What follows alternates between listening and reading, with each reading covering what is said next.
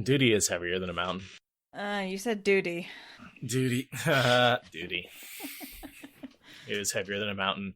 Ooh, somebody's constipated. uh,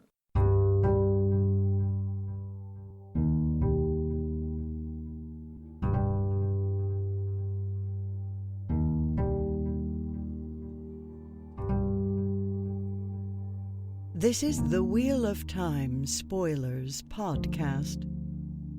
But yeah, I am super ready to do Chapter 11, Lessons and Teachers, with the Dragon's Fang as the chapter symbol. And why do you think it's the Dragon's Fang, actually? Well, we've got a lot of Rand dealing with an active trauma that really influences how he interacts with both the other asha'man and with everyone as a man who can channel. There's a lot of character development with him as both the Dragon Reborn and as a male channeler in this chapter. So certainly the male channelers, right? I think there's also, two big dark friends. This first part is a POV from Verin. Oh, yeah. And the Dragon's Fang is certainly an indication that she may be a dark friend. Just throwing that out there. And then, of course, Taim, who's a dark friend, and the Fang, which represents male channeling. So this one, this one works on many levels. It's hard to pick just one. And we see the first real class of asha'man, which includes Grady, Flynn, Hopwell, and Moore. Right. That's 4 of the 7. There's 3 that are just given the classification of other/new, but those 4 all play very important roles in the subsequent chapters and even the subsequent books, depending on which character you're talking about. And those 4 were all introduced in the chapter where Rand does the first testing. They're all there already, waiting for Taim to show up. So they all get... I think so. I think they all pass those 4. So that's why he knows who they are, because they all passed the first testing. Fair. Yeah, because he's just and then there's a few other ones. But most of the ones who have come have become not channelers. They're just part of Bashir's new army. Mm-hmm. But yeah, there's a lot of darkness and male channeler-ness happening in this chapter. So it makes a lot of sense that the Dragon's Fang is what starts this chapter. Well, shall I read us in? Just a paragraph. Yeah, go for it. As soon as Rand was out the door, Verin let loose the breath she had been holding. Once she had told Suan and Moraine how dangerous he was.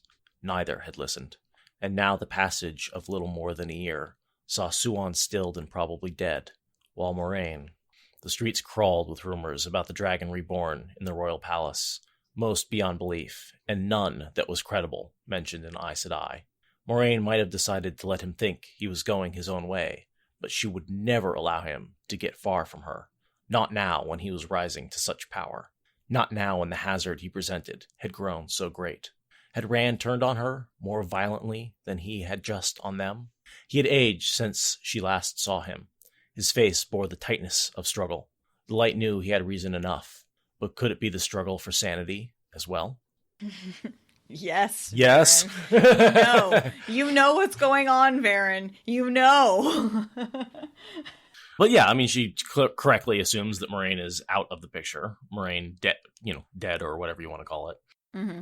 And then there's this line in the next paragraph where she says, almost 70 years of delicate work on her part, and now it might all for naught because of one young man. Yeah. And I think we can all say that 70 years is her little black book. Yep.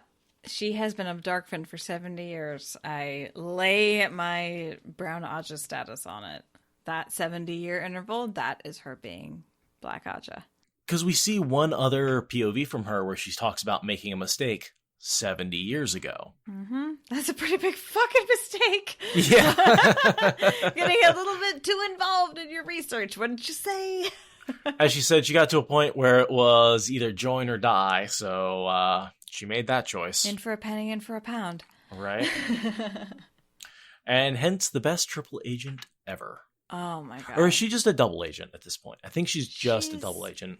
She's only spying for one side, technically. No, she's spying for 2 sides. She's a double agent. She's not spying for 3 sides. No. It's not like anyone told her to become Black Aja. That was her own private ambition because she's a brown and she doesn't give a fuck and she follows what she thinks is important. Which is fair. Yeah, I like the part where she tisks irritably. Because she's like, it's been 70 years. I have seen some shit. Like, you're the Dragon Reborn and you might ruin everything. But, like, I am this jaded that I'm only going to tisk irritably at the situation. And she's like, I'm this close to wiping out the Black Aja. And here you are. Right? You're either going to expose it all and make it pointless. Or, you're just going to... Or you're going to, make me pointless. Yeah. But she's also really right to point out, I feel like this is one of the times when we really get that outsider perspective that says Rand's madness is not just because he's a male channeler. It's not just because he's destined to be the Dragon Reborn. It's because he's a farm boy who was thrust into the role of emperor against his will. That counts. That fucking counts against his sanity. Well, yeah. It's certainly about stress. Verin, I feel like, is standing aside, listening to herself, like, what is wrong with him? And then she's like, that's a lot. Yeah, we got a lot of angles on this guy. This guy's fucked. Right? There's no angle at which he's not being poked, And yeah, so I have to spend this entire segment being, like, looking for hints that Verin is a dark friend, right? Like, because we're actually seeing from her POV, which is so rare. Yeah. For sure. Yeah, we get, 2, 3 perspectives Tops. from her? Yeah, I can think of at least 2, because we've seen one where she talks about the making a mistake 70 years ago. And there's one where she's going to poison Codswain. Right. And then there's the scene. And this one. Yeah. So, that's 3 to me. I can't think of another one. Yeah, when she's compelling sisters in the camp. Thank that's you, 4. Skylake. Yeah. So at least 2 of those are pretty nefarious, right? Like... About the poison Codswain and using compulsion, right? Like, yeah, but this is what, maybe a fifth of what we ever see of her. This is a really rare view inside her head, and yet it's very ambiguous, even in her own head. I wonder how much of that is just her habit of having been someone who's always has to, think in the truth, but always be sort of ambiguous about where your loyalties lie. I wonder how long ago she figured out that it was the Dragon Reborn that Suan and Moraine were involved with. Because from what we know in The Great Hunt, we know that she noticed the start of their mission. Mm-hmm.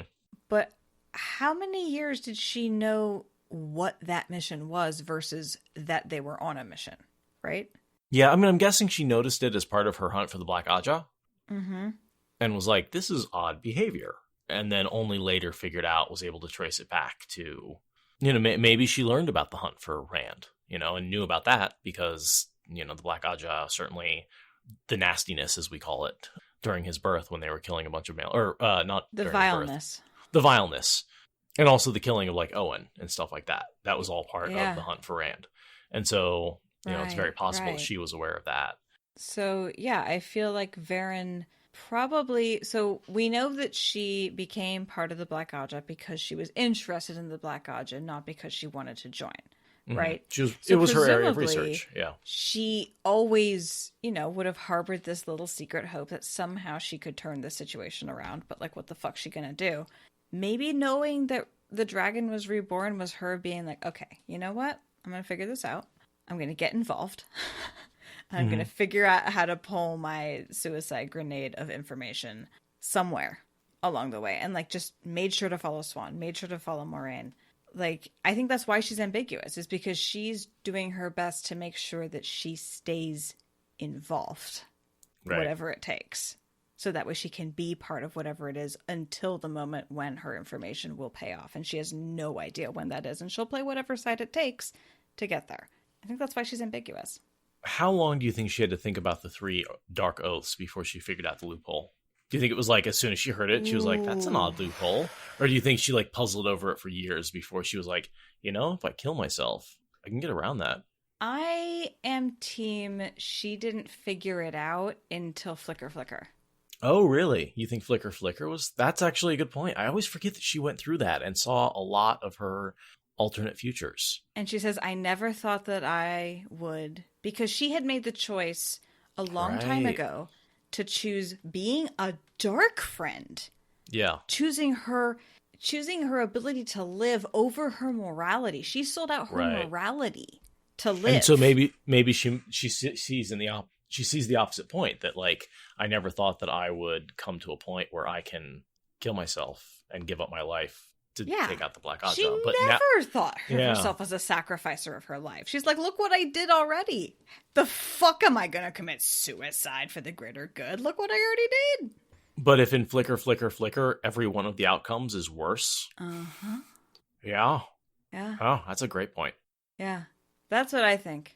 We don't talk about Flicker, Flicker, Flicker enough, I think. You know, it's something that, first of all, the characters never talk about it again, which is why we don't. You know, like, and it's like, why don't you ever bring that up again? Like, that horrified so many, you know, it led to Ingtar's sacrifice. It probably led to Verin's change of heart. It led to, you know, Perrin, I think, having some acceptance of the wolves.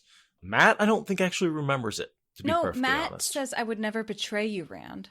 Yes, but I think that's, that happens while he still has the dagger on him, and then it's pulled away from him. So I think post... No, he's still seeking the dagger at that point. Oh, right. He's still under the enchantment of the dagger. Right. Yes. Gotcha. And so when the dagger is removed, he loses a lot of the memories of that journey. And I think that includes Flicker, Flicker, Flicker. I think that's one of the holes in his memory. I would suspect that he carries an emotional scar of like deep loyalty to Rand, because he knows that he could never betray Rand and he doesn't know why, but like emotionally that scar is pointed that way. But yeah, I think you're right that the dagger really just Swiss cheese the fuck out of that whole sequence. Exactly. Yeah. I mean, it was already confusing enough, you know, and then mix that in with the other memories of other men. I bet like maybe he gets a flash of it every once in a while. I was like, was that my life or an alternate life or somebody else's life? Like, who knows? Because you don't see yourself in the mirror, right? Yeah. That's super fair. Yeah. But yeah, I think Verin was just holding her cards being like, the pattern will provide. I have such a treasure trove. There's no way the pattern will let this go for naught. And then she sees Flicker, Flicker and is like, oh, well then. I guess that's what I'll look for, and then things happen as they do, and it makes sense. But I think it's Flicker, Flicker that gives her the idea. I'm nodding. Do you want to talk about the Two Rivers girls at all? Just that, I mean, they're Two Rivers stubbornness. Yeah. And they panic a little bit, and I like how Verin's like, all right, drink some whiskey. Brandy, but yeah. Brandy, you know. I find it interesting how much he contrasts Two Rivers' stubbornness with an absolutely 17th century chauvinistic view of the female sensibilities with all this goddamn fainting. Could we please have less of the fucking cast on set fainting?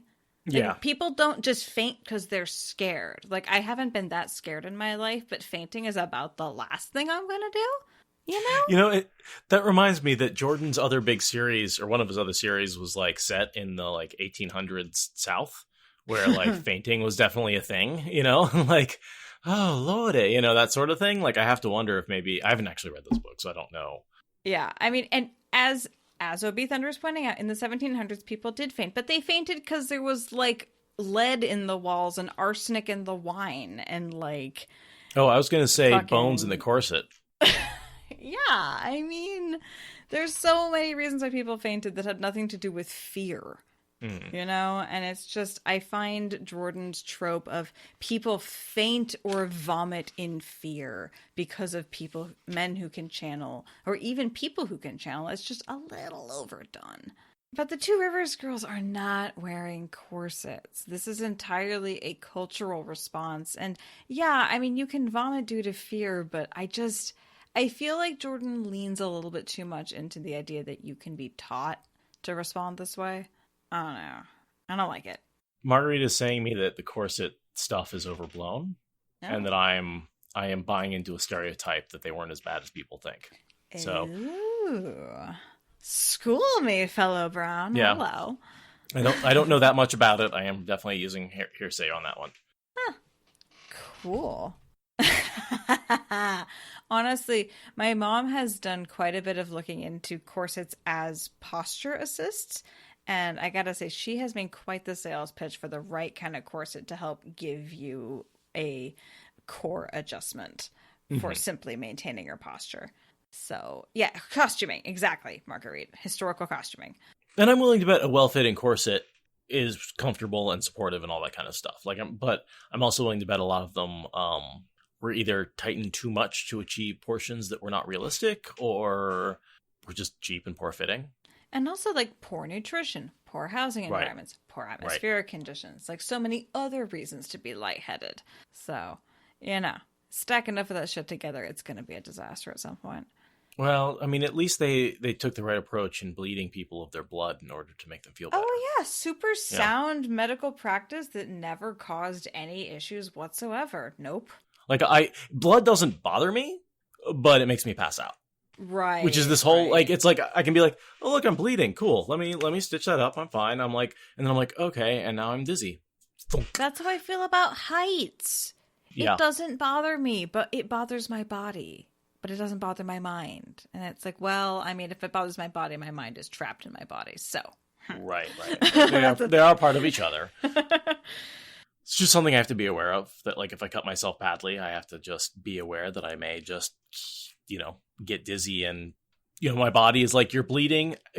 Basically, it's because it's the idea that if you're bleeding, your body needs to get horizontal so you don't, like, bleed out.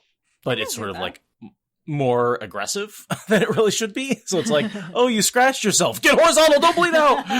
Stop it, girl. It's like, no. Oh, God. You're the dial's turned up a little bit on that one. So my dad has it really bad.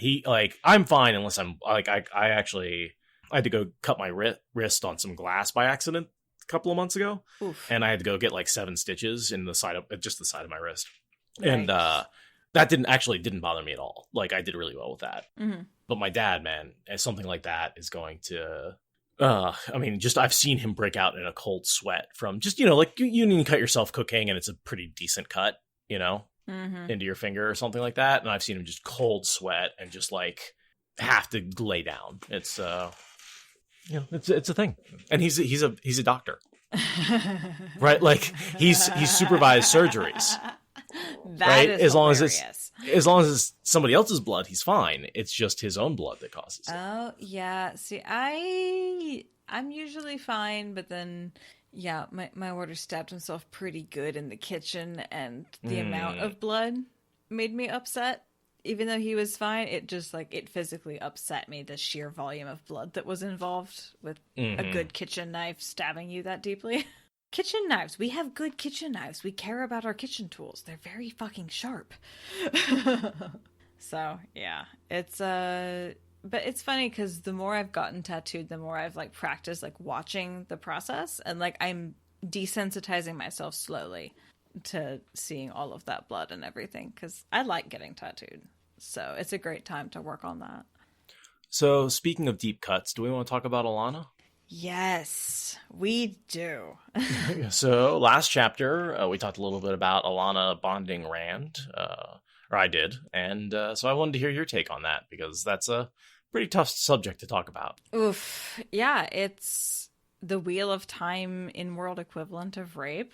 It's really traumatizing to Rand. He doesn't really get to talk about it with anybody. Min knows that it happened, but he never processes it with her.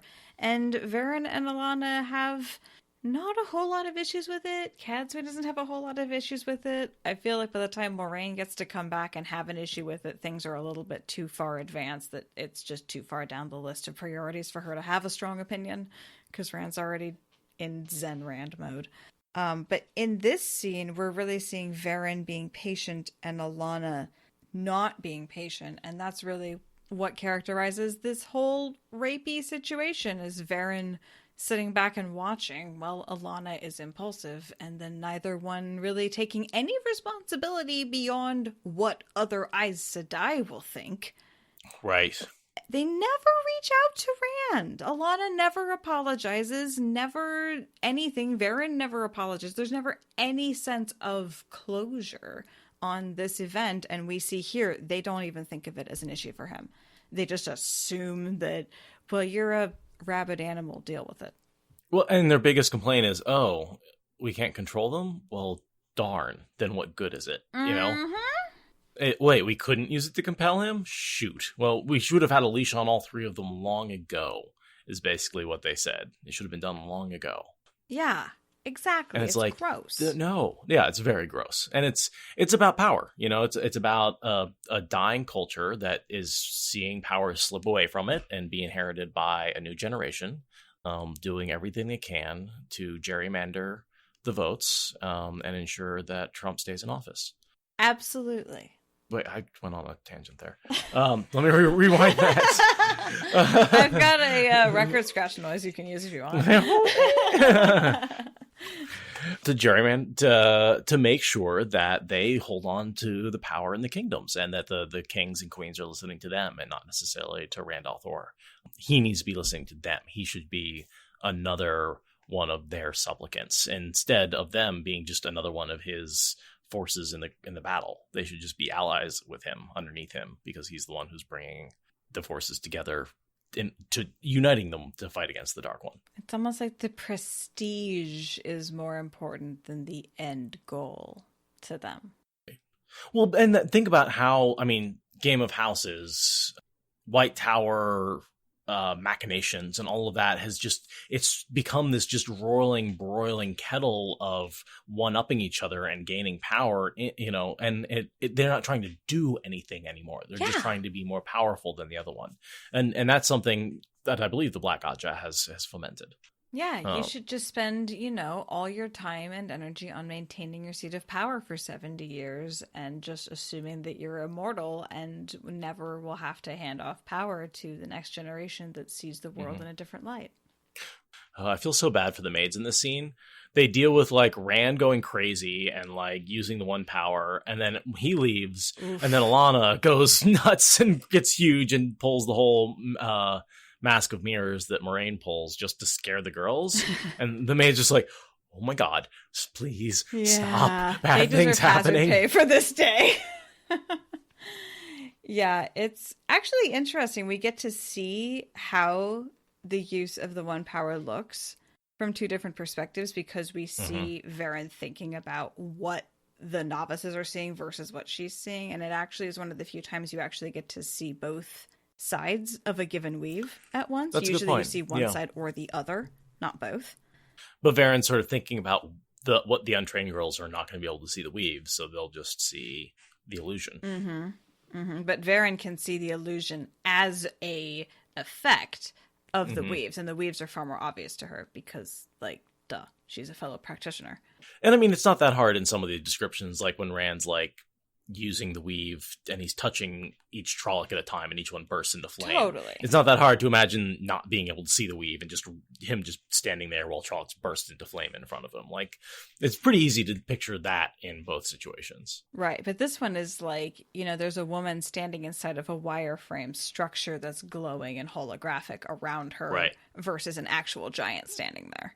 Right? Yeah. No, like that's how I really imagine cool. the scene will look in this show, if the show does this exact scene in this exact POV. Oh, I was just listening to the scene earlier where Matt gets attacked by a eel and he discovers that the gatewayed in.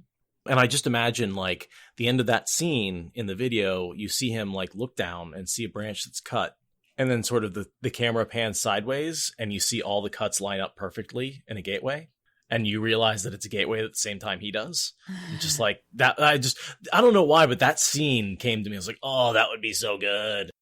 I also think in this scene, we get a cool look at warder relationships, because we see the different relationships between Tomas and Verin, who are old hands at this. Tomas just steps in to take care of the innkeeper, versus Alanna and Ivone, where Ivone is very solicitous of Alanna and very courteous of her and very, like, he has no energy for anything other than taking care of Alanna. And it's one of the few times we get to see warders in contrast to each other. Usually we see warders being unique individuals. This time we actually get to see them in like an A-B column kind of thing. It's also one of the few times we really see an Aes Sedai more in the deal with the after effects of a loss of a warder. Yeah. You know, I mean, we do see warders die in battle, and oftentimes we'll see them die at the same time, but rarely do we get to sit with an Aes Sedai long after they've lost their warder. Yeah. You know, Suon and Leanne are Leanne has lost her warder many years ago, so she didn't lose one. Suon we see a little bit, but there's that delay.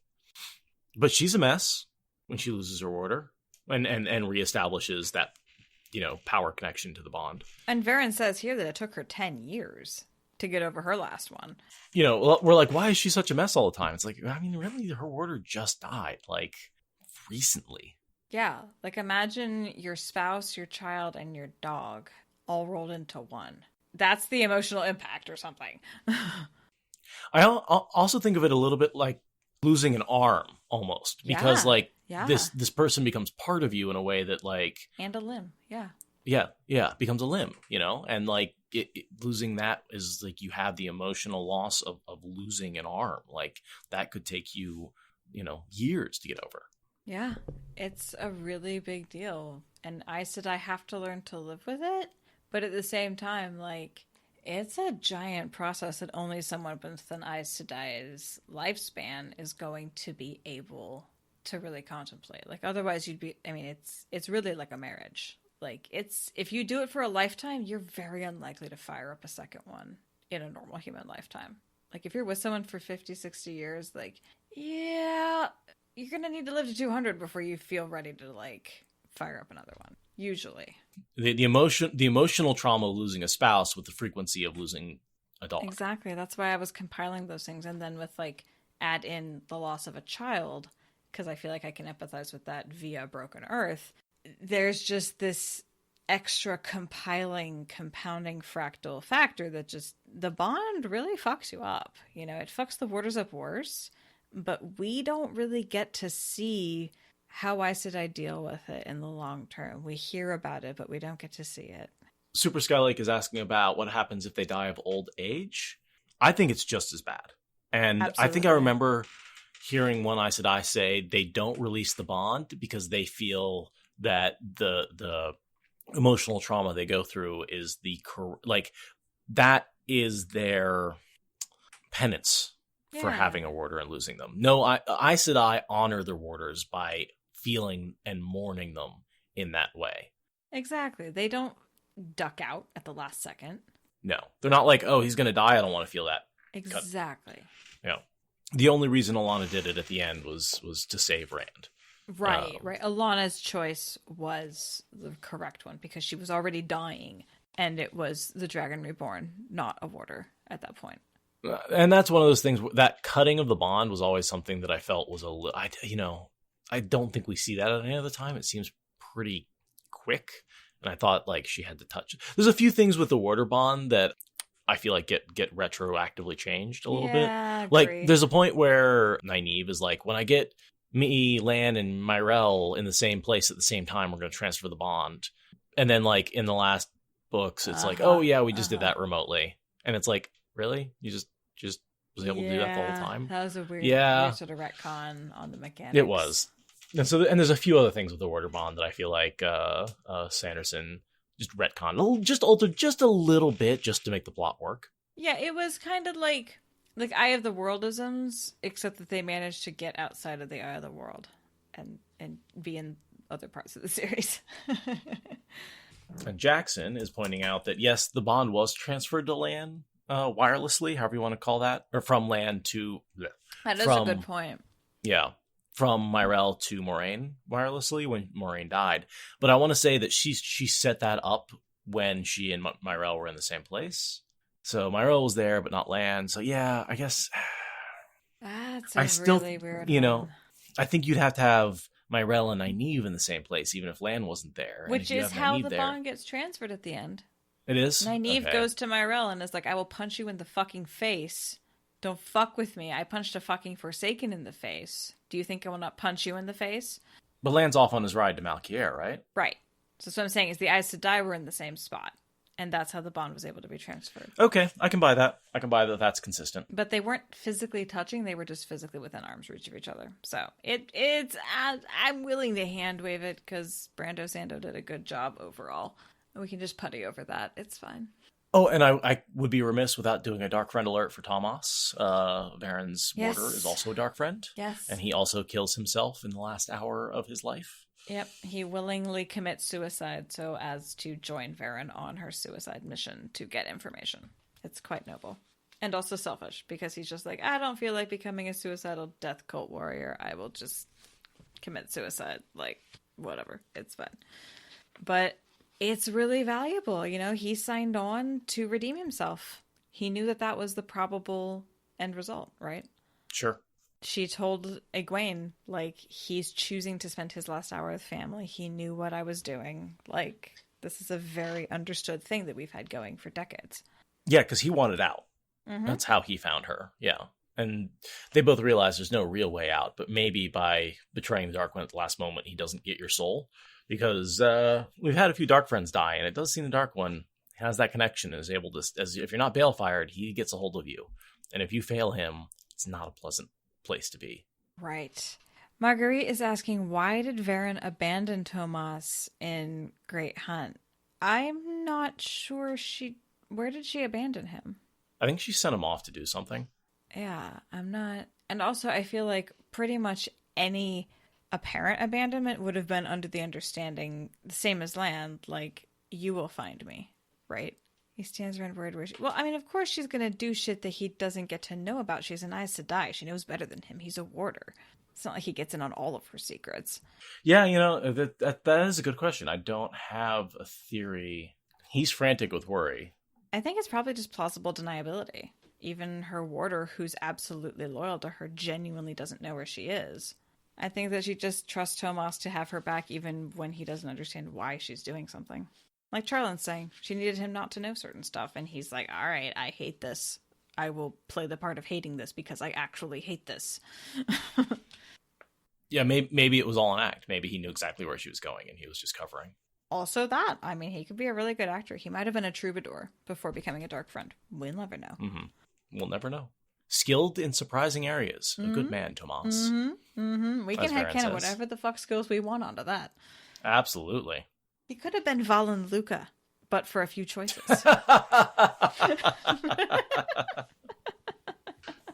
Oh, God. Can you imagine Valen Luca as a warder? No. Like, his priorities are all wrong. He'd be like, we need gold. He'd be like, here, have some. No. Probably not. I mean, maybe with like a green, if they were just like out wandering all the time and fighting. But he doesn't really want to fight either. No, he's terrible. He'd be an awful, awful warder. And any eyes, like maybe red. No. I can see maybe a green keeping him around because he's pretty. Shut up and smile. No, stop. That might also be the areas he's skilled in. You never know. Whoa. Yeah. So the next thing I have is Mana's emotions. Yes, that is the next thing I have also. Suddenly a character named Mana shows up. Yeah, wow, where did that come from? So Verin watched her for a few moments before speaking. It had taken her 10 years to get over Balinor's death and Bon Tomas. Mana's emotions had been raw since Owen's death. And, AL somehow became an M. I don't know if that was a typo or it's just like as you're reading it. Well, we'll have to ask Maria that one. Ooh. At SpoilerCon. Yeah, there's two of them. It's hilarious. There's a Mana and then multiple Alannas and then another Mana. Oh, I didn't see the second Mana. Where is that? The second Mana is near the bottom of page 288. It's at the beginning of the paragraph. The second to last paragraph. Mana's fist tightened for a moment on her skirts. And the other one is higher up. Yeah, the other one is near the top, second paragraph down. Third line, Mana's emotions had been raw since Owen's death. But there's multiple Alannas in between the two. No, it's clear it's just a typo. Just those two on that one page, on page 288 in the paperback. Next thing I had is wondering why there are so many freaking channelers in the Two Rivers right now, given how few of them are actually channelers for the last battle. It seems a little bit late for them to suddenly have a mother load of channelers there. I'm going to go with Egwene needed them in the White Tower to beat off the Shan-Chan. Mm-hmm. Rather than being rebelized to die scattered to the four winds. Mm-hmm. Yeah. Because, she needed all the novices to bond with her to provide her the power Right, her circle fight for the the Shan Battle Chan. of Tarvalon is pretty That's what I'm intense. saying. Yeah, okay. And that's pretty fair. much all Two Rivers girls, and that's where she gets a lot of her power. Mm-hmm. Yeah, okay. That's totally fair. This scene, well, not this scene, these scenes. Oh, wait, you know what? What? That's completely false, because all these Two River girls go to the Rebel Tower, and at that point, they haven't merged back together yet. Oh, shit. Well, okay. You're right. No, there's Nicola, but she's the only one because she defected. Shit, you're right. It does play into the last battle a bit for the rebels to have so many novices. But you're right. Egwene's army is entirely, or Egwene's Terangrial is entirely Tower Girls. You're right. They don't do a lot, do they? They don't. I feel like it's a mother lode that comes about 10 years too late. So, I mean, this is where not everything has to be for the last battle, right? Like, Rand is creating the Dragon's Peace and the libraries, and the revitalization of the White Tower is something that happens after the last battle with all these apprentices. I'm going to say they're there to rebuild society afterwards, to make sure that the White Tower is something that's worth looking up to. You know, they're going to rise up in Egwene's example and become, important, young, active voices in the White Tower. Yeah. I think you're right, and Discord is making comments that support you, and I super agree with you guys. That's a really good point, and that's one of the geniuses of Robert Jordan, is that he doesn't write a story that ends because the bad guy is defeated. Right, yeah, well, it's a wheel. It's got to turn back around to the original spot. Yeah, but there's an awful lot to speculate about what happens after the last battle. And a lot to rebuild, and a lot of societies that need to still figure out how to interact. There's tons still going on. He does more than subvert happily ever after. He throws it out in the first place. And that's one of the reasons I love the visions of the Aiel future when you go through the crystal columns. Yeah. Because that really does throw away happily ever after. You're like, oh, wow. Shit doesn't have to always... even if we win, the future can be bleak. Yeah. Just out of curiosity, why do you think Verin assumes Rand hasn't discovered wards? Is it just because they're complicated enough that you really need someone to teach them to you? Yeah, I think it's a matter of, you might be able to figure out how to write a simple sentence, but you're not going to figure out iambic pentameter. Mm-hmm. Basically, arrogant Aes Sedai attitude. No matter how open-minded Verin is, she's still an Aes Sedai. Right. And she has no idea that Asmodean's been teaching him. No, not in the slightest. And he didn't know about that until Asmodean taught him. It's very reasonable with what Verin knows to be true to think that Rand can't have figured out wards. Does he know wards?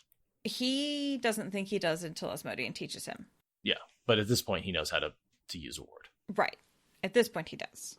So Verin's wrong there. Verin is wrong, but she's correct given the information she has, because he didn't have that until he had a Forsaken teacher, and she's not factoring a Forsaken teacher into the equation. Which she should be, because obviously, but, she's not. Interesting. He wards his dreams, but I always thought the warding of the dreams and wards, like the circles that Moraine uses, are very different things. Yeah. But it's the same word. And as Ogier's Tendencies is pointing out, the weave that Rand puts on Kalandor is like a ward. There's a lot of different kinds of wards. That's true. Yeah. Because, and we do, Moraine talks about that you have the ones that can stop people, the one that can stop dark friends, or that warn you, right? You have these ones that are, super powerful and they can stop things, or the ones that are just, warnings. Right, yeah, I think we even see Rand distinguishing between them. When he's learning how to make them, he's figured out how to make tripwires for Shadow Spawn or humans, but not both. And it's not destructive weaves, it's just tripwire weaves. And we see him put a weave over the Waygate in Shadow Logith. And he's done that. He's going to do that here in a second when the Ogier show up. Yeah, so he needs Asmodean to teach him how to put something as delicate and precise as a weave on his own dreams, but he works out the basics of warding a place in a destructive or casual warning sort of way on his own, I guess. Yeah. I think the word ward is heavily overloaded there. I mean, it's sort of anything that you surround with anything else, but there's just so many different kinds of wards. It's like, and warding your dreams isn't necessarily putting a ward on your dreams, if that makes sense. No, it doesn't. And that is fucking the problem. Right. Yeah, I think it's, like Metal Datura is saying, it's an entire category. There's a shit ton of subsets. Right. It's like illusion, right? Right. There's all sorts of illusions. Or compulsion. Yeah. It's either a compulsion to live or a compulsion to slit your own throat. I mean, they're both technically compulsion, but they're wildly different applications. And then we have like the border bond compulsion, the, mind fuck compulsion, the like minor suggestion compulsion. Like, yeah, there's all sorts of stuff that goes on. Verin's weird weave that sort of settles in, and you have to find your own motivation, and it has to be there inside of you somehow, versus the ones that like just force you to do whatever they want you to do no matter what. Right. Or Leandrin's that'll stab you, and while you're startled, get into your head. Whole different thing. Oh, yeah. And the wards on food, the keeping wards on food Yeah. that keep them from aging. Yeah. Like it's a huge category. It basically means I'm casting a circle of magic on this thing. Yeah, exactly. Or a ward for rats versus a ward on your dreams versus a ward on a location versus a ward on a person versus a ward on a box. I mean, Cadswain innovates making a freaking police siren go off when anyone messes with her shit, And Suon, if anyone opens her box on her desk but her, it bursts into flame. Yeah. I think Elida tries to open it up and it destroys everything. Yeah, it's all are categorized as wards. Mm-hmm. This is a fail. This is a fail of language. You're going to need to work on your communication skills. Not at all an unusual theme in this series. The next thing I wanted to point out is, there's Verin playing Alanna like a goddamn fiddle because she's like 200 some odd years older and just knows people way better. Like, that's not even Eyes to Die. That's just long life. She's just completely manipulating Alanna. Completely. And I think it's interesting that we see the same exact message as from the Makira woman coming through Alanna's green agent. Like, Makira really was truthful. She really, really was. That's literally it. She gave him the message. That was it. Yeah. And we find out this is a butcher. I didn't really see any reason to pursue that. Just some butcher in Camelin. I don't think we ever hear about another butcher. Yeah. Nothing comes to mind that I can think of where there's some other contact that would make sense. Yeah, so. I think this just builds the sense of who the eyes and ears might be. Right. We had a flower maker. Now we have a butcher. It could be anybody. Yeah, it could be a healer. It could be a merchant. Doesn't matter. We've also got this whole disgusting rationalizing of rape as a logical activity. That's just delightful. Yeah, I was going to say she sounds like a white, and then Verin calls her out. It's like, you sound like a white. And I'm like, yes, the logical thing to do. Yeah. It's just... It should have been done long ago. Yeah, the logic of it is like, I can rationalize it. I can disassociate and make this a puzzle and just put the pieces where they should go. And it's like, how about fuck you? And she almost calls out Moraine. She's like, they should have been bonded at the first chance, which is honestly, like, that's a shot at Moraine. In like, and we know Moraine. She also, takes a shot at being like, you have one. You obviously would not because your ridiculous custom of only bonding one person. Which is, I think it's as much being brown as it is realizing that that's a stupid fucking idea. Right. And so this is my other favorite pet theory that I have zero evidence for. So don't, this is entirely headcanon, but I still headcanon that Verin used compulsion on Alanna a long time ago and basically gave her the idea that she should bond one of the ta'veren. And when it failed on Perrin, and as soon as she showed up and asked about Matt and realized Matt wasn't a target, the compulsion forced her to bond Rand. You think? Compulsion to bond one of the three. Mm-hmm. Oh, I am not convinced, but I am intrigued.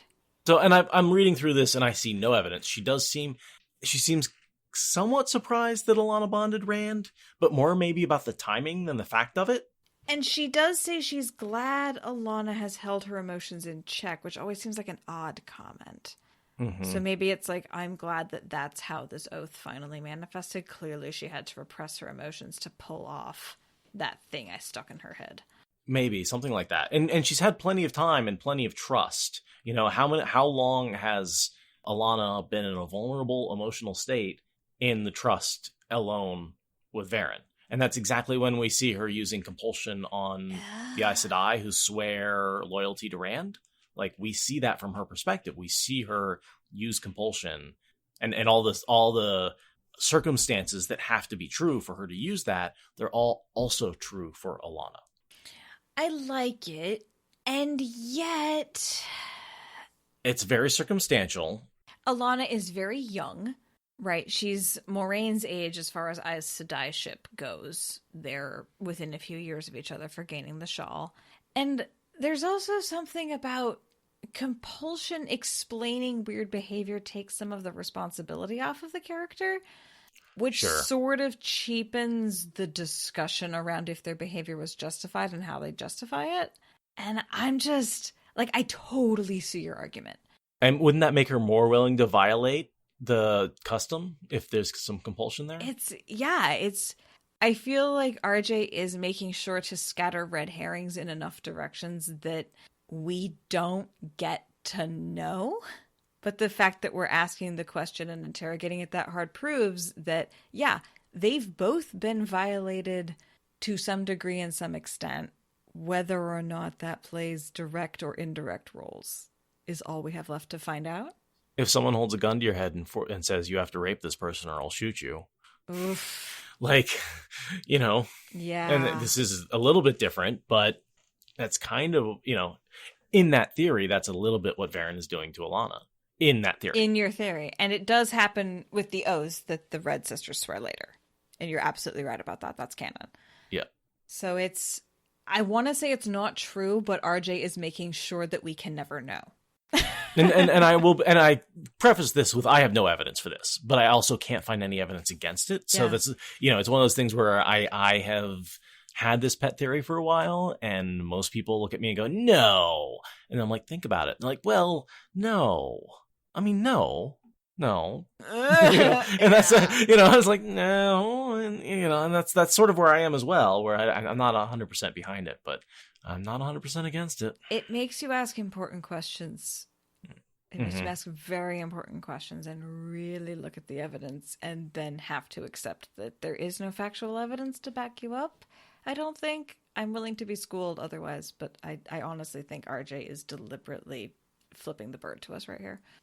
Well, and I look at Verin too, and she is a dark friend, and we know up until the hour of her death, she couldn't have betrayed the dark side. So what was she doing this whole time? You know, was she under orders? Yeah. You know, and that's one of the things on this reread I've been looking for is what is Verin actually up to? What are her motivations? Is she doing anything at the orders of the dark side? Yeah. At the orders of the Forsaken. Like, she's so close to Rand. She's so involved. And Forsaken have to know that. Yeah. So, yeah, I mean, she might have chosen to put compulsion on Alanna because it was the least harmful thing she could do and still cause harm. Or something insane like that we would need, you know, an entire Outrigger trilogy to explain properly. Right. And then she can go back to whatever Forsaken is telling her what to do and be like, look, I've tied a leash to him. Now we can keep track of where he is at all times. Mm-hmm. Yeah. You know, who knows? And again, let's just some Verin Dark Friend speculation. And we said in the beginning, we get so few POVs from her that we really don't know. And they are, for the most part, very ambiguous. Yeah, there's a reason she's my second favorite character. But yeah, that's you know, and I definitely don't want to cheapen that what Alanna did here was wrong, and her reasons for doing it were wrong, and what she tries to do is wrong. Like, her control. Yeah, she justifies it wrong. Verin goes along with it in a way that is deeply wrong.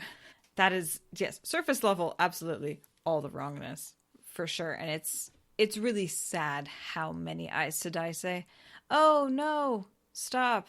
That's terrible. Oh dear." It's like, could you at least actually be offended that this happened? Do you want to go through those questions at the end? Sort of what they ask, and what do you think Alanna's proposing they do? Now, I didn't have a good theory about that. What are they proposing? Because they just sort of hang around for a while, and doesn't he like leave pretty quickly? Well, so this is an interesting thing. I feel like Verin didn't plan for this exact situation. As we just opinioned, she threw some wrenches into the system, but she doesn't know exactly where she's going with this, right? Sure. So she's quickly able to adapt whatever her goals are to this rapidly changing situation and be like, okay, I've reshuffled all my plans. Black is white, up is down. It's cool. I'm fine. She's got a new plan. She's taking advantage of this situation and of Alanna. So she's proposing a complete reworking of all of her plans. But I don't know what those plans are. That's what I think. She's changing everything in response to new information. But what the fuck is everything? Right. Because the next time I think we see her is when she basically takes over the delegation from the tower, right? Or from the Rebel Aes Sedai. Yeah. Yeah, they show up as Dumai's Wells is culminating. And then I thought it was before. Because right. Doesn't he meet with both groups a couple of times before he gets kidnapped? Yeah, you're right. Because Verin shows up and then guides the fateful meeting with Damara Sedai. Mm-hmm. And all of that shit that leads to him pissing them off and leaving and getting kidnapped. Yes. So yeah, we don't see Verin again after this until she just steers everything straight into a fucking cliff. Great. I love you, Verin. Just that I think that the whole part about 13 Aes Sedai needing to be part of the thing being a custom, I think that that's a custom because it used to be valid. It's just that channelers have gotten really weak over generations. So I always wonder why 13's a hard limit. You know, is there no... I mean, I know that's the most that can bond, and I wonder if that's just like, because it's the most, they were like, without adding a man, obviously, into the mix. Yeah. That became, you know, they're like, oh, we can capture any man with 13, and I have to wonder if that's necessarily... I mean, Rand certainly thinks that 13 of the weakest Aes Sedai could capture him. I think that when you get to 13, you get the kind of weird flexibility that one member of the kin has. I think that at 13, you have infinite capacity to stretch and grow, and so, you know, they're over-speccing the standards, basically. But see, whereas I just... Because I think if you had someone backed by a full circle, right... a circle of 13 wouldn't be able to touch them. So it can't be infinite. There has to be like... Okay, fair, some level fair. of power. 13 on 1. The 1 could never overpower the 13. And I just wondered why that, you know, if there's some weird hard limit there, or... I think it's just custom because it was wartime and they had to make a really abbreviated user manual for staying alive. Yeah, and then you had the 13 Aes Sedai with the 13 Murdral. Like, there's certainly something going on there that seems to be like a resonance of the past. Maybe like a resonance? It's a sacred number. Yeah, right. I mean, you know, who knows? It's just one of those things that, you know, there's 7 Ajahs, 13 in a circle. Yeah, there's some weirdness lucky, you know. happening there. But I think that the part where they're like, it's just custom is a matter of like, it's actually how you overspec this to be safe. Because you just don't know what you're going to handle. Right. And you can't do 14, so... Also that. It's the biggest circle it's the biggest circle you can make without adding a man. That's really... I think that's the significance of it, and that is why it became the traditional number. But yeah, other than that, that's the end of my thoughts on that POV. And then we switch back to Rand, who we saw in the last one, as he's traumatized and fleeing his trauma. Running away. He's really vulnerable in this. He usually doesn't show weakness to the degree that he does here with just running past his guards and running away with no explanation. He usually is more subtle than that. The only time he's run like this is when Avienda was naked and he was trying to get away from her. Or he ran into her in the garden. He's like, nope, I'm out. Peace. Yeah, I feel this is one of the times when Rand doesn't remember the masks he has to hold. This is one of the times when he's just raw and naked and is trying his best to find a place to hide and has no barriers left at all. And it's really sad. And he runs, and then that helps, but then he opens the void. He embraces the power, trying to use those as shields, because those have protected him from a lot of the physical trauma that he's dealt with. Is he just seizes the void and deals with the fact that he has a hole in his side, or brands in his hands, or, you know, some other pain. And so his first instinct is to go to the void to protect him from the pain of what's just happened to him. And likewise, he doesn't suppress LTT. LTT comes raging up in this because of all this fear and anger and Saidin, and Rand doesn't even begin to try to fight it or deny it. No, it's because LTT is an outlet for his own rage and anger and fright. It's really hard because this is before the box. The box is really when Rand and LTT reach a sort of truce. This is, I feel like, one of the first moments where that truce starts to get hinted at. The idea that they might actually work in concert together to manage this poor tortured soul that needs to get through to the last battle. LTT didn't do a lot of talking before this book. Mm-hmm. You know, he was around and he had phrases, but like, he's just ranting and raving and talking left and right. Like, it is obvious that Rand, you know, Rand is going insane, and that's one of the things that Verin sees is like, is he fighting off insanity? And I want to say, yeah, he is, because he's fighting off LTT. Yeah, he's reaching for LTT. He's making LTT more real because that is a better coping mechanism than what he's really dealing with. Right. And his trauma reinforces the realism of LTT. It makes LTT more real to him. Makes LTT more useful to him. Because he's dumping more emotions into it. LTT fucking works. Say what you want about him. He fucking works. Yeah. No, he's able to quarantine a portion of his mind and basically be like, yeah, that insane voice is something different than me. Mm-hmm. I am not that insane voice. And that's how he's able to deal with the insanity of the taint.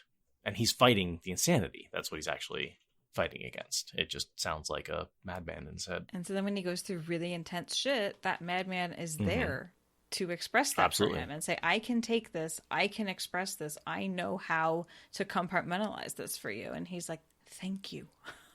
That is what their relationship is. LTT is like, bring it. I got it. But then on top of that, you have the fact that Rand is Louis Theron Telamon from the previous age. And so here he's thinking his fool pride, overconfidence. It had gotten him in trouble before, and more than him. He'd been so sure he and the 100 companions could seal the bore safely. And then he's like, wait, that's Louis Theron's thoughts. But this is where it gets very confusing, because Rand is thinking Louis Theron's thoughts at the same time that LTT is ranting and raving in his head. Yeah.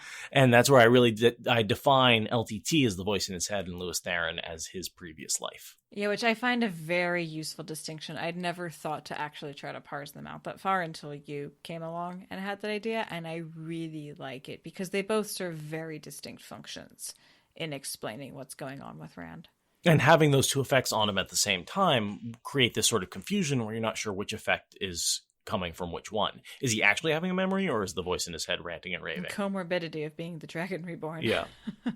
And I think that, and I base this on the weirdness with the one power. So after the Bowl of the Winds is used, the power feels weird to everybody along the pathway of those big strands of power that the Bowl of the Winds caused. Mm-hmm.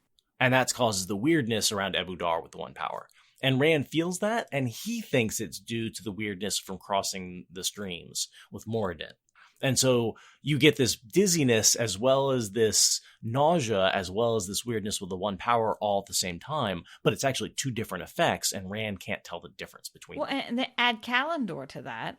Well, yeah. Well, and that, yes. Then he pulls out Kalendor. Yeah. Yeah. That's a fucking mess. So I think you've got the same thing happening with the taint, where you have these two different effects or two different causes. Well, it's got the same cause, but two different effects. And it's very hard to tell the difference between them. One of the effects is he's remembering his previous life, and the other effect is the madman in his head. And this is why we reread. Jackson is saying he's mad, plus he's crossed Balefires, plus the Bowl of the Winds is causing weirdness, plus he's using Kalendor, which has the flaw in it. Plus, he has Alanna in his head. Yeah, plus he's dealing with the fact that he was just violated, and no matter how far he runs and how many coping mechanisms he piles onto his psyche, she's still in his head. That is like, it reminds me of every scene of post-assault trauma that I've ever heard recommended. That's a weird word, but recommended by people like, oh, you should watch this show, that movie, read that book. This is a good depiction of trauma. Like, Rand is deep inside an experience of trauma that very much reflects that. And this person gets to take up rent in his head, or gets to take up residence in his head rent-free. And usually that's an expression when someone causes trauma, and it's like you're constantly thinking about them, and because the trauma is affecting you, and it's like, oh, this person has taken up residence in your head. You need to kick them out. I've heard that expression before, and that's so appropriate here, where Alanna has caused trauma to Rand and taken up residence in his head, but it's not just the residence of the trauma that she caused. It's the literal magical presence of her mind. It's really, really invasive, and Rand is like, is being the chosen one not enough invasion of my personal autonomy? Right. Fuck. So he flees to the Black Tower, the farm. Welcome to the farm. Welcome to the farm. The only woman still there. All the wives have left except for Sora Grady. And her eyes. Now, Sora Grady's an interesting. She's there because that is the wife bond that leads to them bonding the Aes Sedai. I'm curious when they invent the bond. But she's the first one. She's the first. Jorah bonds himself to Sora But has it to act like her warder. yet? No, I don't know. I don't think so either. They're barely exploding stones. They have not figured out how to do the bonding yet. Valid. It's way too early. But she does have a kid with him. I think that's part of why she's staying currently. It's because they have a kid together and she's not going to give up on him because something last battle sacrifice war wife. I don't know. Right. It seems like for someone I want to get away from someone who might go insane with my child. I don't. But, that's me. I don't. Especially once he's channeling. Sora keeps blaming Rand. And it's like, he can channel now. Grady can channel now. Or Jur Well, he was about to walk away. He was literally about to walk away and Rand talked him into staying. Yeah. I mean, that's why she's pissed at him. True. Because it's like, just why don't you get tested? Just before you go. Yeah. Just get tested. And that led to him actually learning, which of course, is basically a death sentence. Yeah. Once you learn, I mean, you're fucked. But it's also like, well, the world's fucked and the world for my child is fucked unless I, use my death effectively. And Grady ends up going with Perrin. He's one of the parents too. I wrote it out. We've got Grady goes with Perrin's army. Flynn is a healer and a warder. Hopwell is a warder who dies during the cleansing. And Moore is a cup of wine. He plays with blocks with men. Oh, yeah. Yeah, that's a sad scene. His name was Fedwin. My heart. Kate does a really good job of brokenhearted Rand with that scene. And so we're seeing them in just the early stages of blowing up rocks. But that, that's a lot of power that they learn pretty quick. And essentially, because it's the first thing they learn, it makes a lot of sense that that's what they use. It's very much foreshadowing what's going to happen in Dumai's Wells. Where he's like, it's not that much different doing it to a head than a rock. And it's like, yeah. Yeah. Also, this we're going to see that chapter where we get the order to leave sisters alone that is very expressly broken at the wells. Yes. Well, and as someone pointed out to me very recently, how did Tam know where they were? Right? How did Tam know how to get way into Rand? Right? It's a very interesting question. It's a very interesting question. Is my voice this chapter is a lot of power struggles. And I think that those power struggles really build up to that question of like, how the fuck did Taim know? Taim is very worried about Rand, doesn't trust Rand to take care of himself, puts a shield around him in this scene. Like Taim is very, very trying to take the upper hand here. It's very Taim Undread. This is Team Taim Undread is in this chapter, It's very, very here. We've got so-called Aiel. We've got assuming Rand can't take care of himself. Like, this chapter shows that.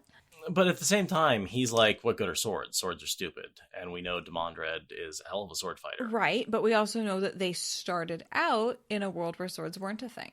Demandred knows that swords are a thing. But the man who became Demandred lived in a world where swords were not a thing. So maybe, there's a little bit of like, remember what you were like before you knew how to use a sword, Luz Theron? Maybe. I'm never on board with it. I think he changed his mind long before he wrote these scenes, but that's my opinion. I think that the barriers between the portal worlds are really thin on some of these chapters. That way we can both be right. Okay, fair enough. So he's pissed that they sent away Henry Haslin. Yes. Who's the swordmaster. And I believe, as far as I can tell, he's actually the swordmaster that taught Gawain and Galet how to fight. Oh, is he? So right before Galad's fight with Valda, he thinks he was taught by Henry Haslin. Really? And I assume if he taught Galad, he also taught Gawain, because they were, Yeah, totally. And the stories he was a master sword for the Queen's Guard and all that kind of stuff. Yeah. Oh, I had not thought about that. In charge of training recruits, which, it makes sense that the boys would have been put into the same training as any new raw recruit. Fuck. In the Queen's Guard. Nice catch. So he brought in the best, the Galad's teacher, right? Like, gotta be one of the best swordsmen around, or at least one of the best teachers around. Yeah. Damn. I was like, oh, this is a cool member of the Queen's Guard. I had no I never thought about the fact that this is literally someone who taught Gawain and Galad how to sword, how to do the swords. Before they went to the White Tower. Before Hamar, there was Hanlon. Not Hanlon, Haslin. Haslin, I got it. There's Hamar, Haslin... Gawain, Galad, Lan, So Man, many goddamn Tam. Names are hard. Names are hard. Thanks, RJ. Appreciate it. And then there's actually a really telling thing here where Rand says they need to be a part of the world, not apart I from like it. that line. I wish that it was taken to heart. Isn't that a good line? I think that's... Yeah, it's a shame that he has to actually send them a whole nother letter at the end to be like, be your own men. Yeah. Don't be weapons. You know, he doesn't learn that lesson himself. And so he makes these men weapons first and men second. Yeah. But I think he's trying, right? That's why he wants the wives to stay. That's why he wants them to, you know, learn how to fight. He wants them to not be lost in the power, not carry the void 24/7, you know, like he's doing. Yeah, like his daughter wants to do in Avi's future vision. That was always very weird to me that she constantly touches the one power. It seems like that should be problematic. And like, I don't really understand why she was what being the daughter of the dragon would make different. She's the daughter of the dragon. Don't fucking question it. Fetal power syndrome. Nice. That's a weird one, but I liked that it held out the potential that the future is just as weird as what you've already seen. So, did we talk about this? The question about Avienda's 4 children that will all be healthy, and she'll have them all at the same time. Yeah. What about it? Isn't that weird? Quadruplets happen. Rarely, and not without pregnancy Yeah, drugs. they happen. But like Verin, it's Verin sperm. I mean, come on. I think it's a birthing ceremony. I think it's a birthing ceremony. Huh.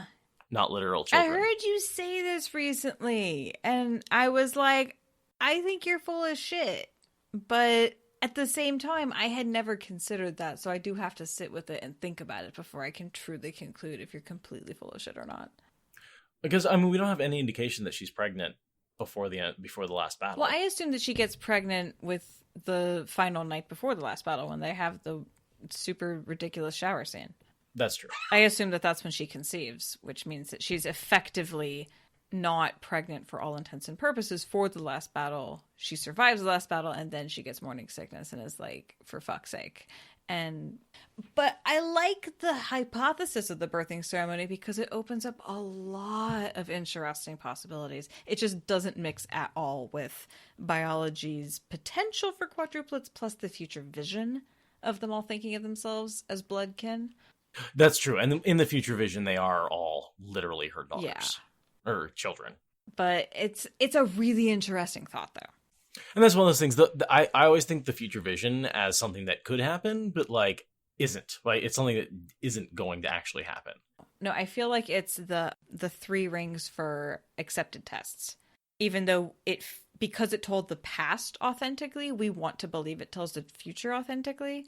And because the Aiel have the 3 rings that tell the future authentically, but I really feel like future foretelling is real fucking tricky.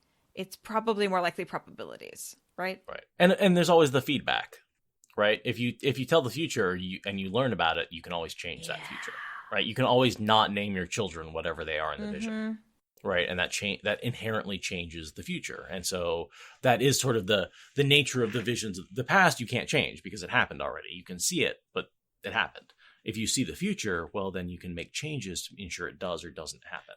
And also it means that it's not necessarily locked in stone, right? She doesn't have to have the 4 children. They don't have to be, the pure power channelers, all that kind of stuff. But, I don't know. Clearly the vision backs up the idea that they are her biological children and shoots a huge hole in my theory. So. Again, fascinating question because I'd never considered the bonding ceremony, and it's super valid that could be part of it. He warns Tam that there's Aes Sedai. He warns Taim there are Aes Sedai in Camelin and to avoid them. Taim offers to kill the Aes Sedai, and he's like, no, don't do that, which Yet. for lots of reasons.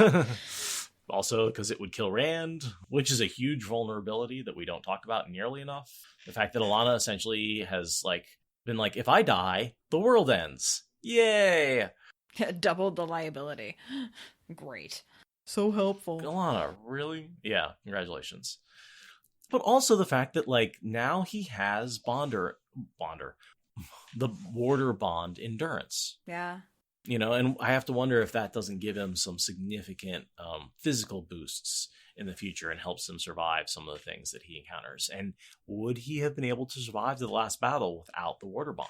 Do you think that despite being a violation, may have saved his life? I do tend to attribute the warder bond to why he's so obnoxiously sturdy, like a superhero that just keeps taking hits that should kill people. And operating on so yeah, it's like you really are pushing the definition of humanly possible really far. And if I add the warder bond to this mix, you're stretching my credulity a lot less far. So, I can see where that's necessary, and especially with him staying up late and reading and then getting up and ruling a country and then fighting and reading. Then, reading, yeah, and then and getting really, really drunk with. Well, no, that's earlier. Right? Super Skylight's effects of warder bond +2 to feign dagger resistance rolls. Yes, though. Yeah, it's the warder bond. I think I do not want to sound like an Aes Sedai who says it's logical to rape somebody, but I do feel like it's impossible to explain Rand's endurance without the warder bond. I just wish that he had gotten it from somebody who he had asked permission and convinced him that a warder bond was vital to his survival, and then been very careful to hide herself as his bondholder. Or had been Elaine. Yeah. Well, I mean, maybe not Elaine. She's a little bit reckless.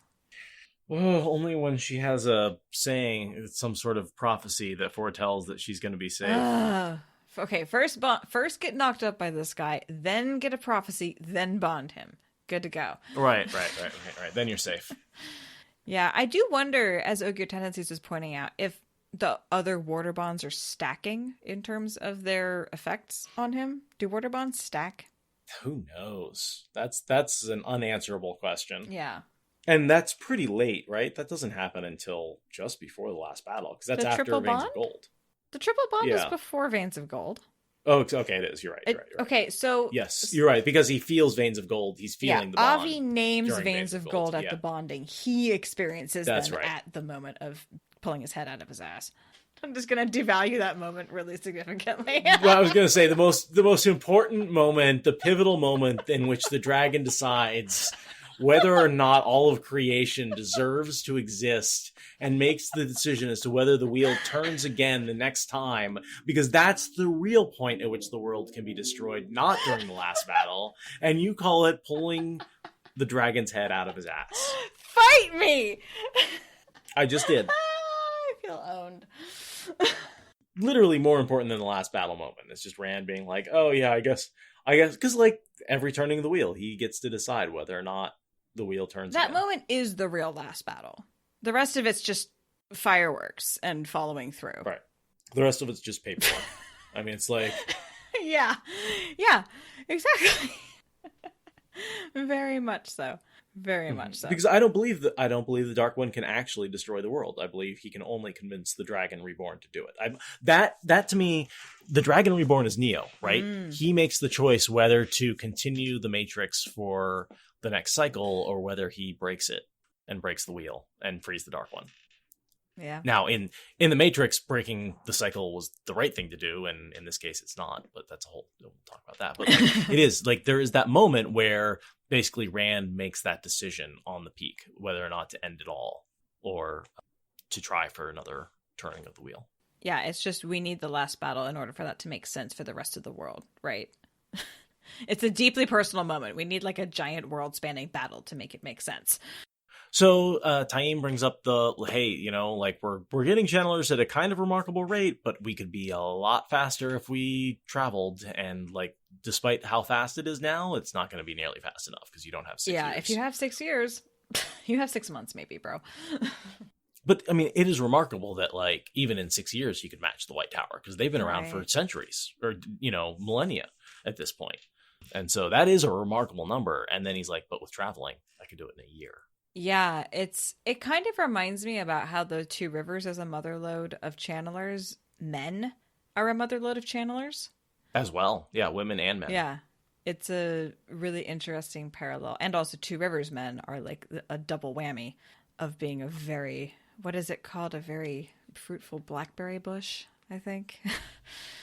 But it's, I think that Aes Sedai find out if they do go out recruiting, especially when they extend the age range to people they've been missing all this time. There's tons of women who they could have been recruiting this whole time. They're just not out there doing it. They're just being lazy and sitting on their asses.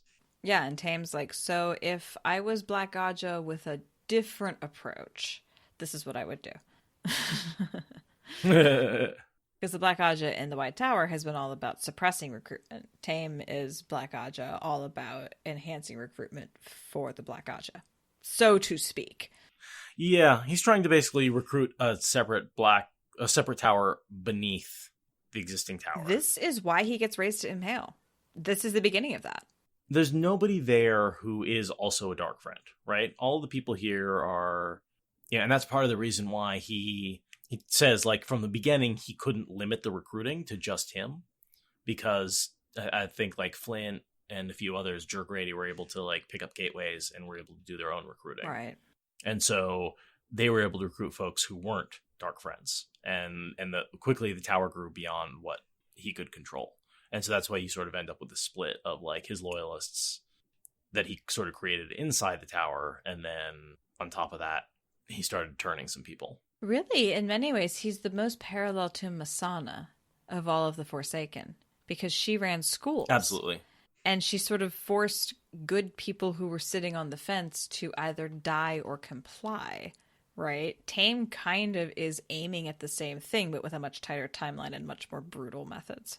No, and also a little bit more leeway, because he doesn't really have any supervision, because Rand's off, doing what he's doing. So that's where the supervision has to come from below. People have to basically mutiny from inside, because there's no help coming from above. Thanks, Rand. Basically, Egwene hooked Rand the fuck up when she let Logain go. Yeah. Oh, yeah, If absolutely. she hadn't done that, the Black Tower would have been a unified force for evil, and the last battle could have gone very, very differently. Can we chalk another world saving up to Nynaeve for healing Logain? Fuck yeah. Nynaeve and Egwene both played pivotal roles in letting Logain fulfill what Min had foreseen for him. Right. The glory. Think of the glory. Think of the glory. Except Logain didn't think of the glory because Min kept that to herself.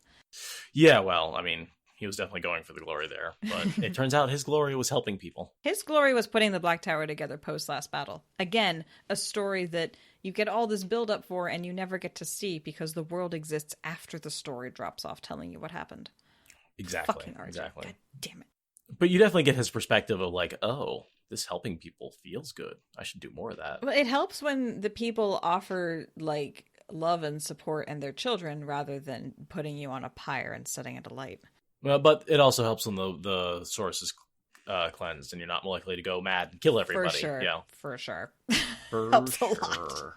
And then we get sort of the beginnings. And so he talks about going out and recruiting. The ones who can channel, he keeps. The ones who can't, he sends on to Caemlyn.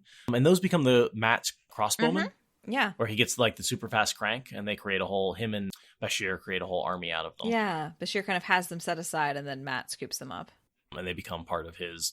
I wouldn't even call them the band. It's just like the dragon army with the crossbows that become pretty freaking deadly, because the fast crank crossbows, like, doesn't he use that to take out the Shan-Chan with, like, a relatively very teeny tiny force? Yeah, and I think he also bargains the design for the crossbows to the Shan-Chan because he knows they're going to reverse engineer them at some point. So at one point he's like, okay, at this point I can bargain the plans because it won't change the timeline of them figuring it out. Because they've already gotten their hands on Exactly. After so many battles, they're going to figure it out. I think that they become like a subset of the band or something. I can't remember. The military stuff tends to blow over my mind when I'm reading this. But yeah, the people that get recruited, that get rejected from the Black Tower, they become a pretty powerful military unit that gets subsumed into some army or other repeatedly. And then Taim makes very big claims. I will match the White Tower for you in less than a year. and every man a weapon. Like, big talk, big boy. I like this line. I don't suppose you mean to train up men who will turn on you the first chance they find. He raised a questioning eyebrow. Like, he doesn't mean to do that, but that's exactly what you're doing. That's a nice collection of men you have channeling there. Be a shame if someone subverted leadership of them. Oh, Super Skylake is pointing out those guys become the Legion of the Dragon, a group of foot soldiers who also get the crossbows later. I'm pretty sure they are prioritized for the fast cranks because they are crossbowmen and stuff. But yeah, you're right. The guys in the dragon coats, and they have inefficient buttons because aesthetics. So vain. Oh, because they want the dragon on it. Yeah, they want the unbroken dragon, so they have the buttons going up the side. Yeah, they take serious pride in having been rejected from the dragon's army of channelers. They're like, well, we still want to follow him even if we don't have the magical awesome. Yeah, I'm not sure when they get used. I'm not sure if they're sort of one of those forces that I think would have been really cool to see in the last battle, that we, if the last battle had been another 3 books. Yeah, I think most of what they do is off screen. We hear about the fact that they're useful in strategic meetings. I think that's about it. That's pretty much it. Yeah. And yeah, like in the fight against the Shanshan, but yeah, they show up on the scene after there's like already 7 armies to keep track of, and it's like, okay, throw them in the bin of other. Like, okay. right. We'll go fight over here. Yeah, okay. Pretty much. He's basically Rand is like, I can't train students and do everything else as well. I hope this works out. See you later. Yeah, Rand definitely rolls the dice and gets the Dark One's eyes on the Black Tower situation. Well, it's either a win or a loss, depending on what game you're playing. And I think that's true for the Black Tower, right? Either Logain is a win or Taim is a loss, depending on how you want to look at it. The Black Tower is a real mixed bag. Real fucking mixed bag. But this is very much the beginning of, like, Rand walks away from this situation, and the next time he turns around, he's got an army of rolling ring of earth and fire saving his ass. Like, pretty much the next time he turns around, that's what's happening. So they come a long way in the next couple of weeks. Yeah. Honestly, I'm not sure does anything important happen with them in the rest of this book before Demise Wells? Like, the pins don't happen or anything? Do the pins happen? Oh, shoot. I don't know if that's a good question. Yeah, that they must. Yeah, I feel like they do have pins on their collars when they rescue him. So I guess he does come back to the farm and tries to interact a few more times. But this is still the beginning of the snowball that turns into Logain rescuing Rand's bacon by the skin of his teeth. Chapter 42 is the Black Tower. He goes out there with Min and does the pin thing. Okay. So this is not the last time he sees them. Never mind. Yeah. You will have your horses. It's a very ominous line to end on. Mm-hmm. I don't know. It seems kind of mundane. Like, you'll have your horses. That's why like, it's so ominous. You'll have your revenge, right? Like, you'll have your horses. Well, because you'll have your spoons. So, did you ever watch HBO's show Rome? Well, did you ever see? Do you remember the scenes where the Roman legions get pitted against each other? It's in the 2nd season. So it starts with one guy flicking his hand, and then a banner goes down, and then one guy yells, and another guy hits a trumpet, and the next thing you know, there's this military machine chugging its way forward with hundreds of men all marching in step. But it all starts with this guy making eye contact with another guy and then flicking his finger. And that's what starts this train. It literally has this, like, train sound because of all the armor they're wearing.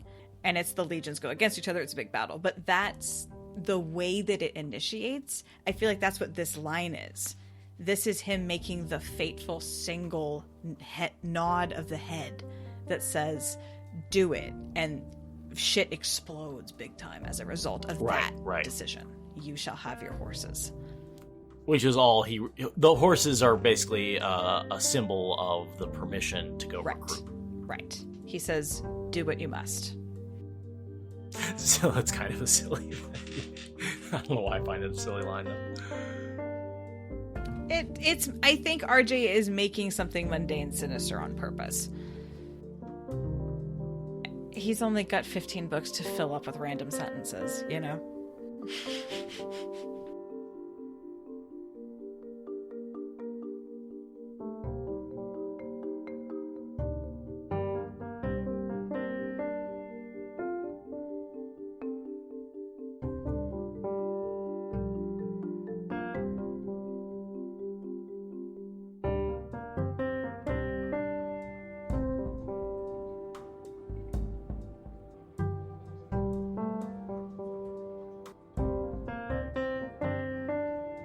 So, and the same thing is true of audio. Once you get a bad copy, it's like, well, a lot of times what you can do is if there's good, the nice thing about audio is you can actually separate it by frequency. So if there's good audio and there's some noise over top of it, a lot of times you can get rid of the noise without really affecting the audio. Especially software if it's like, is amazing, guys. Just like public service announcement, software is amazing, but it does have limits. It definitely does. Yeah. And those limits often come in the hardware that you're speaking into. You know, there's just a certain amount of capturing that it's got to do. You know, the astrophysicists do the same thing, where it's like, you know, we're looking up at the sky and there's just we only get so much light, and like we can do whatever we can do with the light we get, but like beyond that point, it's really hard to figure out what's going on unless you have more data or a bigger telescope, basically. You can only extrapolate so much from your data. You can extrapolate amazing things. Like, don't get us wrong. Science can do amazing things with limited proximal data, but there are limits when you just don't have data. Can I tell you my favorite thing I learned that they're doing with ground-based telescopes? I love learning people's favorite facts. Any member of the Brown Object can tell you that that is one of my favorite things. So, you know how we put mirrors on the moon? Yeah. So what we do is we bounce the astronomy folks bounce a laser off the moon with that mirror that the astronauts put up there. And the laser, because it's a precise beam, even though it spreads out a lot, they can still use the amount of light coming back, even though it's only a couple of photons, to figure out how much the atmosphere is distorting the laser, and then lay that on top of the image, the I wanted to say satellite, but what are those things called? Disc, parabolas, antenna? The satellite dishes? The satellite the dish, antenna? yeah. Whatever you want to call it. Whatever, you know, if you're doing radio waves, it's that. If you're doing optical, it's lenses. But what it can do is actually, you can map the contours of the distortions of the atmosphere with the laser, lay that back on top of your image and compensate for it, and get a much sharper image, almost as good as the Hubble can get out in space. Oh, because you have a correction factor. Right. Like getting the noise profile in Audacity, right? When you run the noise profile on the silent part. That's exactly what I was thinking about. It's exactly, yeah, they're able to read the noise at the same time, and they're able to filter it out. And that makes a really, really cool situation where you can get incredibly clear photos. And because until the James Webb goes up, we don't really have anything else at this point. Yeah, getting the James Webb telescope up there is going to be, you guys, it's Hubble 2.0, but that's route to Hubble. Right. Well, I mean, it's going to blow Hubble out of the water for a couple of reasons. Yeah, but I mean, it's amazing in its own right. Like, let's not demean Hubble. Hubble was amazing for its time. And Hubble has changed the way we do science and the way we view the universe in so many ways. Like, Hubble has absolutely blown us away. Yeah. I'm excited about LIGO. But the James Webb, first of all, it's not going into orbit. It's going into a Lagrange point. See, I haven't followed that much. I just know that it's everything people are excited about. It's going to a Lagrangian point? Yes. I did not know that. I assumed, I didn't pay enough attention. I'm sorry, science. I'm sorry. So, you know, the James Webb, it's right in orbit, and it's still, you know, there's still some atmosphere out there, right? And it's still affected by a lot of the noise of human activity. This sucker is going to a Lagrange point. It's like where the sun and the earth balance gravity, which is way out there. And I think it's the Lagrange point, you know, obviously not the one between the earth and the sun, but the other one on the opposite side of the earth. There's like seven, right? I want to say. I don't know. I'm not that familiar. I know the concept, but I know there's several. Let's say several. Because I know there's I have to do the math. There's some weird ones that you're like, wow, that the math actually works there. But yeah, it's if this was Broken Earth spoilers, there would be show notes about this, but it's what spoilers, so I don't know. But yeah, no, it's they're putting it out there, and so it's going to be in the one where the Earth is between it and the sun. So the Earth is going to act as this big barrier. We're basically always going to be in eclipse. And then, yeah, it should just be able to point out at the world and out of the universe. And it's got just a massive mirror compared to anything else. So the fact that it's way out there, the fact that it's got a massive mirror, the only issue is it's way out there. And if, you know, remember when the Hubble went up and we had to fix it? I mean, vaguely, yes. And the astronauts had to do it was like fuzzy. Basically, it was out of focus, and they'd go up there and like basically they put it in wrong, and they had to make a big deal out of putting it back, and it was like, God damn it, guys! Like, these are astronauts. Why are you making them fix your out of focus astronaut or your out of focus telescope? Why? So that's okay because it was in orbit, and we can go to orbit. Can't really go different. to the Lagrange point and bring somebody back. So the James Webb has to be perfect because when it goes up there, that's it. If it's out of focus, it's out of focus. Oh man, you guys. That is so exciting. So there's a lot of people being like, this has to be, and it's gotten super expensive and, super delayed for that reason because it really, maintenance is not an option. Right. Fuck. That's so cool though. Like, space science. I love it. I've been spending way too much time in quarantine watching YouTube videos about space. Space. Dude, that is like the best kind of rabbit hole you could be falling down during quarantine That's true. Now, honestly. Just space and quantum physics, right? Those are like the edges of what human, like we don't have a theory of quantum gravity. We know gravity, we know quantum physics, which explains the other three forces, and they don't work together for some reason. And then there's like dark energy and dark matter, which are causing the accelerating expansion of the universe, and which is dark energy, and dark matter is keeping galaxies together spinning faster than they should be because there's a bunch of matter in the galaxy holding it together. So there's like these two different, for one's yanking everything, all the galaxies apart, and one's holding the individual galaxy together, and we don't understand either one of them. Like, what the fuck is going on? Like, sorry. And then quantum physics, like, we found the Higgs boson, but like they were kind of expecting to find a bunch of other stuff and it's just not there. And they're like, what? We need a bigger part of do we need a bigger part of accelerator? Yes. But like, and there's all these like, does supersymmetry work? We don't know. I love the mysteries. I love the fact that we can empirically prove there are things we can't empirically prove. Right. And I still can't, like, the whole wave particle duality thing is something I'm still just, I can't, no matter how many videos I watch and how much I study, I don't think unless I do the math, I'm ever going to fully understand it. I can't even do the math. I can understand the hand waving of the people explaining that the math works, and I'm like, good. Excellent. Wonderful. But I mean, no. Math is not my strong suit. I tried. I really tried, guys. I did a year of calculus. I tried. It doesn't help me understand things. Teaching calculus for 3 years give me a pretty good basis for a lot of, there's some of the advanced math I don't get, like the field theory. I don't really get non-Euclidean space. Fair. Yeah, that's a math I never took. But everything else I grasp pretty well. It's up until we get into relativity, because relativity uses field equations, which are because you're talking about how matter distorts space-time, which is represented with field equations.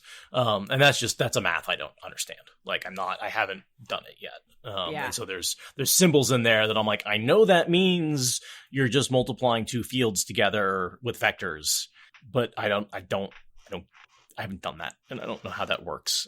It's a really fun rabbit hole of fog. Yeah, it's been a lot of fun. And it makes me want to like go back to school for astrophysics if like Some friends from where I wish to be moving shortly are visiting, and I was hanging out with them. And then my warder got off of work and came out and is now hanging out with them while I'm coming in to do my work.